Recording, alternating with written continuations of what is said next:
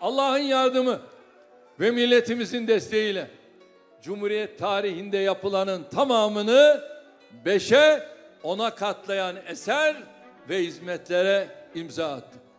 Ülkemizi itibarsızlaştırmaya yönelik nice sinsi girişimi dik duruşumuzla ve tavizsiz mücadelemizle boşa çıkardık. Ekonomimize yönelik tuzakların sancılarını küresel krizlerin de etkisiyle hala yaşıyoruz. Geçtiğimiz 19 yılda ülkemize kazandırdığımız güçlü altyapının önemini karşımıza çıkan her yeni küresel krizde bir kez daha görüyor, bir kez daha anlıyoruz.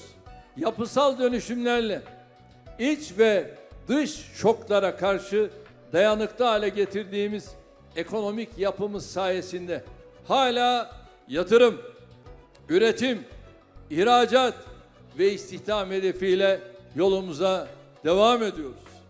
Üstelik tüm dünyanın küçüldüğü bir ortamda biz sürekli ve giderek artan oranlarda büyüyerek sadece şoklara karşı dayanıklılığımızı değil, aynı zamanda büyük ve güçlü Türkiye'nin inşası konusundaki kararlılığımızı da hayat kalitesini yükseltecek hizmetlerle tanıştırmak için kolları sıvadık.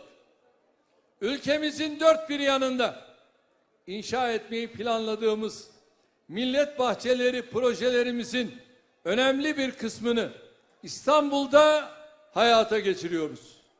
Bugüne kadar 81 ilimizde 66 milyon metrekare alana sahip 404 millet bahçesini projelendirdik. Bunlardan 111'ini tamamlayarak hizmete sunduk.